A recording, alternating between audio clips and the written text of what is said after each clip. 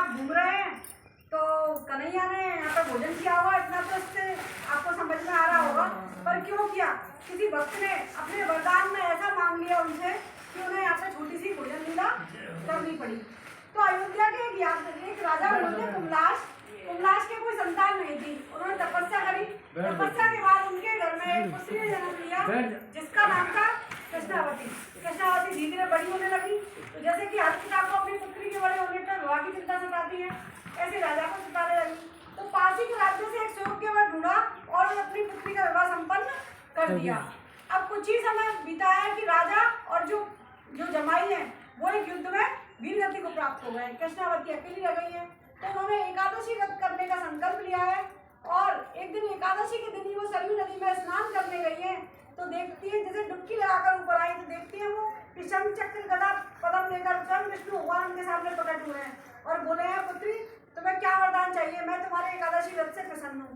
तो चाहती थे वो धन, वैभव, यश, राजपाट कुछ भी मांग सकती थी, पर ये ना मांगकर उन्होंने कृष्ण भक्ति को चुना है और कृष्ण भक्ति में उन्होंने मांगा है कि मैं पत्थर की शिला बनूं और आप उस पर बैठकर भोजन करें और झूठन फैले उससे मेरा उद्धार हो। तो विष्णु भगवान बोले हैं कि पुत्री अभी तो तुम मेरे वैकुंठ में जाके वास करो, अभी तो वो मर्यादा पुरुषोत्तम श्री राम को जन्म लेना है। तो जायुग में तो नहीं, पर जब द्वापर में मैं कन्हैया को जन्म लूंगा, जब तुम्हारे दिए हुए वरदान है पूर्ण करूंगा। तो द्वापर में कन्हैया जन्म लेते हैं और जन्म लेने के बाद जब नंदगांव से 5 वर्ष की अवस्था में इंद्रसेन पर्वत पर गौचारण के लिए आते हैं, भैया बैठो, गौचारण के लिए आते हैं, तो एक दिन उन्होंने वो वरदान है उसको पूर्ण करने के लिए एक भोजन लीला रचाई है। अपने ग्वाल मित्रों के साथ कह रहे हैं, कितनी सुंदर सिला है, मैं तो आज जहीं पे बैठ के भोजन करूंगा, मैं ना जा रहा हूँ कहीं और। रोज तुम वो पेड़ के नीचे बिठा के भोजन करा के और गैया चरवा के ले जाओ, आज ना हलवे वालों में आते। कन्हैया यहाँ बैठ गए तो वे बाल सखा कह रहे हैं, भैया तू तो नंद बाबा को डाला है, तेरे घर में तो 9 लाख गैया है, तो तू तो जरूर बैठ जाए यहाँ पे और हम तेरे चारों तरफ घेरा बना के बैठ जाएंगे। जैसे कि आपको चित्रपट में दिख रहा है, इस तरह से वो अपने बैठने की व्यवस्था कर ली है। अब बैठ गए, आगे खड़ी हो गई बहन। अब बैठने के बाद आइए छाप खोलने की बारी। भैया काका लेके आए हो, मुझे तो बहुत तेज भूख लग रही है, खोलो अपना सामान। अब खोल तो नहीं भोजन सामग्री, अब भोजन में जैसे दूध डाला पर्वत पे तो दूध बह जाए, छाछ डाले तो छाछ बह रही है। तो वो बाल से खाए कर रहे कन्हैया कछु तो कर, ऐसे ही सामान्य बता दो, लड़का के ही सामान्य बता देगा क्या कछु खान देगा क्या? भूखे जाएंगे नंदगांव। तो उनके विनती करने पे तो चाहते तो कन्हैया पेड़ का पत्ता तोड़ते, दोनों पत्तल बनाते और भोजन करा सकते थे, पर वो वरदान कैसे पूर्ण होता है इसमें विष्णु भगवान ने दे रखा है।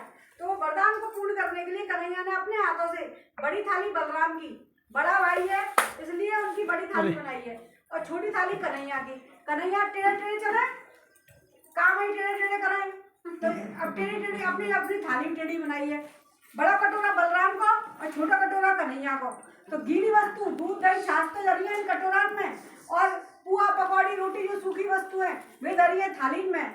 और कन्हैया स्वयं क्या शिला पे बैठे हैं। जब कन्हैया स्वयं बैठे हैं, बैठ के जब उन्हें भोजन करो है तो जो जूठन फैली है वाते कृष्णावती मैया को उद्धार भयो है। बोलो भोजन थाली तीर्थ की जय, कृष्णावती मैया की जय। चित्रपट के माध्यम से दर्शन कर सकते हो कैसे भगवान ने भोजन किया। ये इस्कॉन इंटरनेशनल के फोटो हैं, इस्कॉन वालों के लगे हुए हैं। अब भोजन लीला तो कर लीजिए। भोजन लीला के बाद कन्हैया कह रहे भैया तुम तो यहाँ आराम कर लो, गैया ने बछड़ा ने देख लियो, मैं जा रहा हूँ ऊपर को सोवे को। तो वे ऊपर चले गए। बहुत देर बीतने के बाद भी जब कन्हैया लौट के ना आए तो बाल तकाए पे कह रहे हैं, तो भैया डंडन से कूटेगी कि भैया 5 वर्ष को लाला तुमने अकेला कामेक दियो, तो ढूंढो भैया गैया चला के शाम को नंदगांव को जाना है।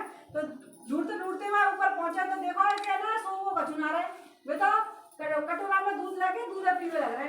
तब कह रहे अच्छा जब मटकी न फोड़ दे, जब तक पिटने की बारी आवे गोपी ने जब तक आइयो सीतामा आइयो मधुमंगल। और अब जब दूध पीने वाला बात तो अकेले सटके जा रहा है। तो लड़ाई हुई है प्रेम भाव में कि मैं पीऊंगा तो ही बलवान थोड़ी होगा।